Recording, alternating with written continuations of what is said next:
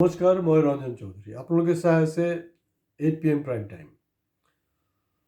যিমান সোনকালে পাৰে আপোনালোকে আমাৰ চেনেল ছাবস্ক্ৰাইব কৰক, কাৰণ ছাবস্ক্ৰাইব কৰাটো আপোনালোকৰ কাৰণে জৰুৰী, আমাৰ কাৰণে জৰুৰী। আপোনালোকৰ কাৰণে সেইটো কাৰণে জৰুৰী কাৰণ আমি একেবাৰে ৰিচেণ্ট টপিকছৰ ওপৰত কথা পাতোঁ। আজিও যোনটো বিষয়ত আমি কথা পাতিবলৈ ওলাইছোঁ সেইটো কিন্তু অসমৰ কোনো টিভি চেনেলে এইটো লৈ ডিছকাছেই কৰা নাই। অথচ এই ঘটনাটোৰ লগত কিন্তু অসমৰ মুখ্যমন্ত্ৰীও সাঙুৰ খাই আছে। এতিয়া আহোঁ মূল কথালৈ।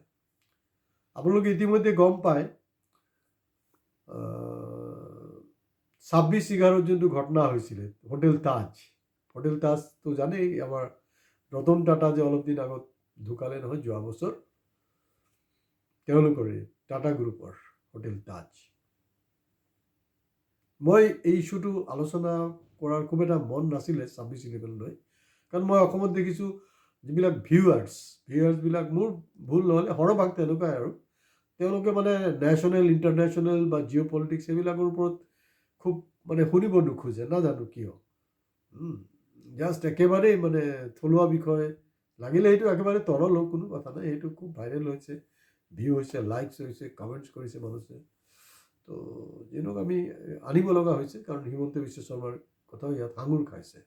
আৰু আপোনালোকে ইতিমধ্যে জানেই যে হুছেইন ৰাণা যে আছে, তেওঁৰ উভতাই অনা হৈছে ইণ্ডিয়াত। আৰু সেইটো পটককৈ হোৱা নাই কিন্তু দেই, এইটো প্ৰচেছটো কেতিয়াবাৰ পৰা হৈ আছিলে। কিন্তু 2025ত খুব এতিয়া ধৰি লওক বিজেপি আহিছে বুলি তেনেকৈ কোনো কথা নাই। বিজেপি নাহিলে, কংগ্ৰেছো অহা হ'লে মোটামুটি 2024ৰ শেষত বা 2025ৰ এই ফাৰ্ষ্ট পাৰ্টতে আহি যোৱাৰ কথা। এইটো এটা প্ৰচেছ, দীঘলীয়া এটা প্ৰচেছ চলি আছিলে। তাৰ প্ৰচেছৰ হেৰিতে আহিলে। ইয়াত এনেকুৱা নহয় যে মোদী হয়তো মুমকিন হয়, এনেকুৱা নহয়, তেনেকুৱা একো নহয়। তেনেকুৱা হোৱা হ'লে আমাৰ ইণ্ডিয়াৰ ওপৰত ট্ৰাম্পে ইমান টেক্স নলগালে হয়। মই পেপাৰত পঢ়ি আছিলোঁ যে হিমন্ত বিশ্ব শৰ্মা ডাঙৰীয়া কৈছে যে 2008ত যে মুম্বাইত এটা শান্তিপূৰ্ণ চিটি, য'ত আপোনাৰ হোটেল তাজত আক্ৰমণ হৈছিলে, তো সেই আক্ৰমণৰ সময়ত নেকি তেওঁ হোটেল তাজতে থকাৰ কথা আছিলে। একেবাৰে শেষ মুহূৰ্তত তেওঁ শ্বিফ্ট কৰিলে বেলেগ হোটেলত। আৰু তেওঁ কৈছে যে তেওঁৰ নচিব ভাল, প্ৰভুৰ কৃপা, তেওঁ বাচি গ'ল। আৰু এতিয়া হুছেইন ৰাণা ৰিটাৰ্ণ হোৱাৰ পিছত তেওঁ কৈ আছে যে তেওঁ আগতে জানিছিলে যে যি অপৰাধী তাৰ শাস্তি হ'ব, কিন্তু তাক লৈ বিভিন্ন ধৰণৰ কিন্তু হেৰি আছে দেই, কনস্পিৰেচি থিয়ৰী আছে। কেইবাটা 4-5টামান কনস্পিৰেচি থিয়ৰী আছে। তো গতিকে সেইবিলাক থিয়ৰী লৈ মই ক'বলৈ নাযাওঁ। আৰু মই সেইটোও নকওঁ যে ডক্টৰ হিমন্ত বিশ্ব শৰ্মাও এই কনস্পিৰেচিৰ মাজত আছে। কিন্তু ইয়াত প্ৰশ্নটো আহিল যে 2008ত তেতিয়া তেওঁ কিন্তু মুখ্যমন্ত্ৰী নহয় দেই, তেতিয়া অসমৰ একজন কেবিনেট মিনিষ্টাৰ। তেওঁ হোটেল তাজত কিয় থাকিব লাগে? হোটেল তাজততো থকাৰ কথা নহয়। বা সেই বিলটো কোনে, ষ্টেট গভৰ্ণমেণ্টে তৰুণ গগৈ কি এফৰ্ড কৰিছিলে নেকি? কিন্তু হোটেল তাজত কিয় থাকিব তেওঁ? তাততো আছাম হাউচ আছে, আছাম হাউচত থাকিব লাগে, কাৰণ তেওঁ চিম্পলি হেৰি আছিলে, একজন কেবিনেট মিনিষ্টাৰ আছিলে। হয়, তেওঁ প্ৰতাপী মন্ত্ৰী আছিলে, সেইটো বেলেগ কথা। আৰু 26/11 যোনটো ঘটনা, তাৰ আগতো কিছু আমি অলপ পিছলৈ যাব খুজিছোঁ। 1992ত আপোনালোকৰ মনত আছে যে 6 ডিচেম্বৰ বাবৰি মছজিদ ধ্বংস হৈছিল। আৰু 1993ত বম্বেত ব্লাষ্ট হৈছিলে। যেনেকৈ আমাৰ গুৱাহাটীত ৰঞ্জন দৈমাৰীৰ নেতৃত্বত গুৱাহাটী আৰু নামনি অসমৰ বিভিন্ন ঠাইত বম ব্লাষ্ট হোৱা নাছিলে জানো? 30 অক্টোবৰ দিনাখন আমাৰতো দল সংগঠন দেখোন এতিয়াও মমবাতি চমবাতি কিবা কিবি জ্বলাই থাকে। তো তেওঁ এই বম্বেত এই গুৱাহাটীত একো নহয়, বম্বেত যোনটো ঘটনা হৈছিলে এইটো ভয়ংকৰ, বম ব্লাষ্ট চাৰিওফালে বিভীষিকা এটা। আৰু সেইটো ঘটনাটো কিন্তু কোনো পুলিচ কৰ্মী মৰা নাই দেই। চিভিলিয়ানৰ ডেথ হৈছে বাৰু, বেলেগ কথা, কিন্তু কোনো পুলিচ কৰ্মী মৃত্যু হোৱা নাই। এতিয়া আহোঁ, এনেকুৱা নহয় যে আপোনালোকে পটককৈ পাহৰি যায় ষ্টৰিবিলাক যে নাই 2008তো কংগ্ৰেছৰ ৰাজত্ব আছিলে, তেতিয়া এনেকৈ মানে পাকিস্তানৰ কনস্পিৰেচিত তাহাঁতি সোমাই ইয়াত এনেকৈ এটাক কৰি দিলে আগৰুম বাগৰুম কিনো ঠিক ইমান চিম্পুল নহয়।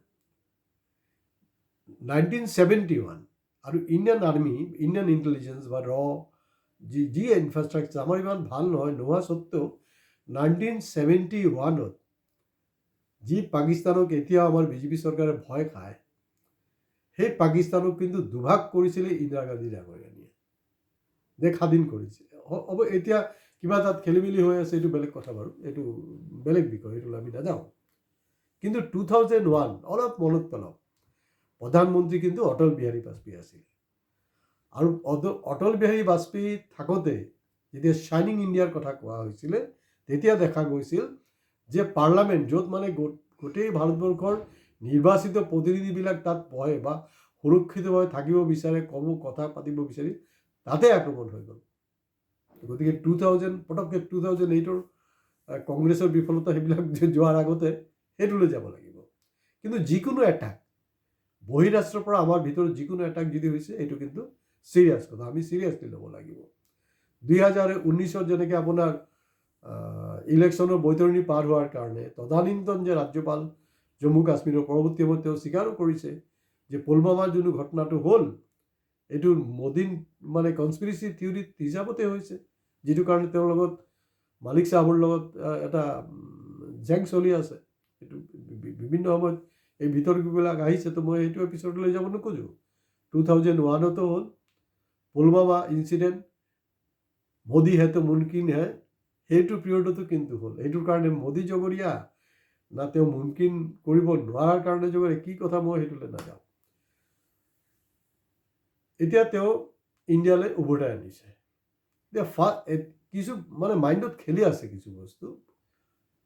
এই মানে ট্ৰাম্প অহাৰ পিছতেই মনত পেলাওকচোন বাৰু, যে ভাৰতীয় নাগৰিক তাৰ পৰা অবৈধ পথত গৈছে, এইটো বেলেগ কথা, ভৰিত চিগল বান্ধি, হাতত চিগল বান্ধি আপোনাৰ দেশলৈ ঘূৰাই পঠালে। আৰু মোদীৰ খুদ ৰাজ্য গুজৰাটৰ পৰা গুজৰাটী মানুহকো তেনেকৈ উভতাই পঠাইছে। কিন্তু হুছেইন ৰাণাক কিন্তু তেনেকৈ অনা হোৱা নাই, মৰ্যাদা সহকাৰে অনা হৈছে। আৰু এটা কনস্পিৰেচি থিয়ৰি, জাষ্ট মই এটা বস্তুৱে টাচ, কাৰণ কেইবাটা কনস্পিৰেচি থিয়ৰি আছে, সেইবিলাক লৈ মই ডিছকাশ্যন নকৰোঁ। আমি এতিয়াই ভিডিঅ' শেষ কৰিম, খালি শেষ মুহূৰ্তলৈকে শুনি থাকক কথাবিলাক। যে সেইটো সময়ত মানে হিন্দুত্ববাদী যিবিলাক ফ'ৰ্চ, তেওঁলোকৰো এটা নেক্সাছ আছিলে। তেওঁলোকৰো এই মুম্বাইৰ যোনটো ঘটনা হ'ল, সেইটোত কিন্তু এটা সম্পৰ্ক আছিলে। আদাৰৱাইজ কংগ্ৰেছে কিয় নিজৰ চৰকাৰ থাকোঁতে এই কাৰবাৰটো কৰিব? এই কাৰবাৰটো কিয় কৰিব? তো আৰু কংগ্ৰেছতো কিছু কিন্তু মানে যেনেকৈ আমাৰ অসমতো চাব, ইণ্ডিয়াৰ লেভেলতো চাব, কংগ্ৰেছতো এনেকুৱা নেতা আছে, ঠিক আছে, বা কৰ্মী আছে, যিবিলাক বিজেপিৰ স্লিপাৰ চেল হিচাপে কাম কৰি আছে। তো মানে 2008তো আছিলে, এতিয়াও আছে, তেতিয়াও আছে, এইবিলাক আছেই। গতিকে যদি ভিতৰুৱাকৈ, আৰু টিমটো কেইজনৰ আছিলে জানে? মাত্ৰ 10জনীয়া টিম আছিলে। আৰু বম্বে পুলিচ মানে, এতিয়া মুম্বাই বুলি কয়, তেতিয়া বম্বে পুলিচ। তো বম্বে পুলিচ মানে কিন্তু আমাৰ এই অসমৰ নিচিনা অৱস্থা নহয়, বহুত কাঢ়া। কিন্তু বম্বে পুলিচৰ বহুত হেৰি আছে দেই, আপোনালোকে ফিল্মবিলাকত চাব, কেলকাতা পুলিচ, বম্বে পুলিচ, এইবিলাক খুব টপ মানে হেৰি। তেতিয়াতো অৱশ্য পলিউটেড হৈ গ'ল, মানে ডিউ টু মানে অভাৰ বাৰ্ডেন দিয়া হৈছে, তেওঁলোকৰ ওপৰত পলিটিক্স অনা হৈছে। কিন্তু দে আৰ ভেৰি কম্পিটেণ্ট, কেলকাতা পুলিচেই হওক বা বম্বে পুলিচেই হওক। তৎসত্বেও হেৰি কৰিলে। আৰু হেমন্ত কাৰকাৰে সেইটো সময়ত যে মৃত্যু হৈছিলে ন, তেওঁ মানে এণ্টি টেৰৰিষ্ট যোনটো হেৰি আছে, স্কোৱাড আছে, সেইটোৰ চাৰ্জত আছিলে। এই মানুহজন যে মৃত্যু হৈছিলে নহয়, বেছি দিনৰ কথা নহয়। কিন্তু সাকিব প্ৰজ্ঞা জানে নহয়, বিজেপিৰ নেতা, তেখেতে কি কৈছিলে, কিমান অপমানসূচক কথা কৈছিলে, যে মোৰ লগত হেৰি কৰিছিলে, মালিগাঁও ব্লাষ্টৰ ঘটনাটোৰ লগত মোৰ লগত মানে খাৰাপ হেৰি কৰিছিলে, বেয়া হেৰি কৰিছিলে, তাৰ প্ৰাশ্চিত্য পাপ কৰিছিলে, প্ৰাশ্চিত্য ভুগি আছে। অৱশ্যে কেতিয়াবা আমি শুনা পাওঁ, মামাই কৈছিলে নে কোনে কৈছিলে ঠিক মনত নপৰে, যে কোনোবাই পাপ কৰিলে নেকি কেঞ্চাৰ হয়, পাপ কৰিলে বুলি কেঞ্চাৰ হয়। তো এতিয়াতো হিমন্ত বিশ্ব এই কথাটোৱে মানে বহুত সচেতন ৰাইজৰ মাজত কিন্তু চৰ্চা হৈ আছে দেই, যে তেওঁ তাত কিয় তাত থাকিবলৈ গ'ল।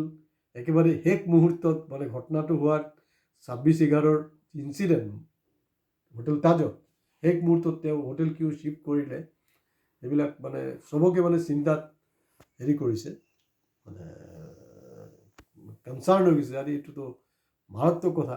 তো দিগ্বিজয় সিং যোনটো কিতাপ লিখিছে যে ইয়াত মানে হিন্দুত্ববাদী বা RSSৰ নেক্সাছ আছিলে বুলি, তো এই গোটেই কথাবিলাক কিন্তু অলপ চালি জৰি চোৱাৰ বিষয়টো আছে। আৰু এই বিষয়টোক লৈ আপোনালোকে কিন্তু আৰু অলপ অধ্যয়ন কৰিব। আৰু যদি বিচাৰে আপোনালোকে আমাৰ কমেণ্ট বক্সত গৈ কমেণ্টছ কৰক। আমি নিশ্চিতভাৱে 26/11 ওপৰত, কাৰণ আজি ক'লোঁ যে মানে জাষ্ট থুলমূলকৈ ক'লোঁ, কাৰণ হুছেইন ৰাণা ৰিটাৰ্ণ কৰিলে, অসমৰ মুখ্যমন্ত্ৰী ডাঙৰীয়াৰ যি বক্তব্য সেইটো কাৰণে কৰিলোঁ। কিন্তু আপোনালোকে যদি সঁচাকৈ 26/11 ওপৰত আৰু বেছিকৈ জানিব বিচাৰে, আমাৰ কমেণ্ট বক্সত গৈ কমেণ্টছ কৰক। আমি খুব থৰলি এই বিষয়টোৰ ওপৰত ডিছকাশ্যন কৰিম। আৰু অহা দিনত ইণ্ডিয়াৰ ওপৰত কি ধৰণৰ ছিকিউৰিটি থ্ৰেট আছে সেইটো লৈ আমি নিশ্চয় আলোচনা কৰিম। আজি ইয়াতে শেষ কৰিছোঁ। নমস্কাৰ। কিন্তু আপোনালোকে ছাবস্ক্ৰাইব কৰিবলৈ নাপাহৰিব।